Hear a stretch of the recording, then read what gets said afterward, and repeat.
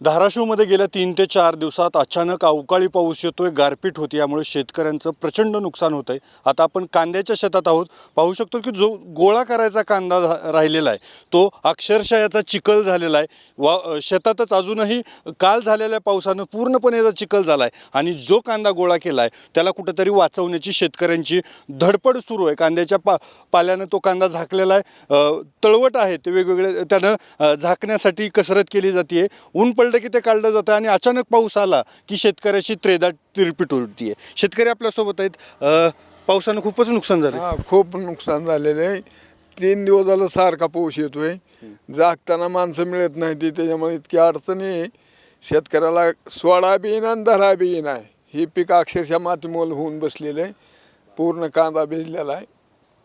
जी गोळा करायचा राहिला तर चिखलच हा झाला. चिखलच झालाय आणि पुन्हा भाव नाही, ठुल्याशिवाय पर्याय नाही. आणि ठेवायचं म्हणून तर माणसं मिळत नाहीत.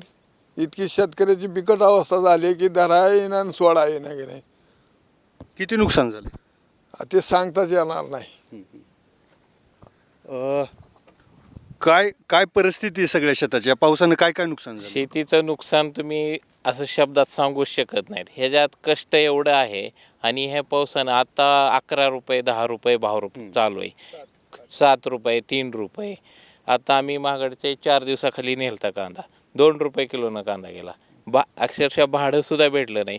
आणि पावसानं असं नुकसान आहे ह्याचं की आता वावरात तुम्ही बघता चौकट सगळे कांद्याचं येतं. हे जमा करायचे लेबर भेटत नाही याच्यामध्ये.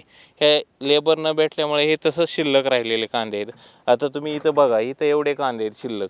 ह्याला गोळा करायचं, हे गोळाच करू शकत नाहीत आम्ही. ह्याचं एवढं नुकसान भरपाई सरकारकडून विनंती आहे.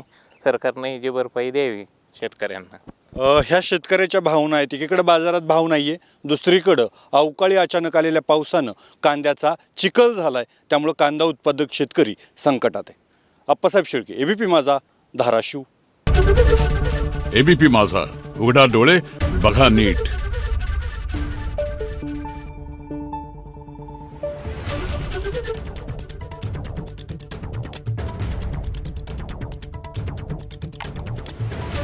Thank you.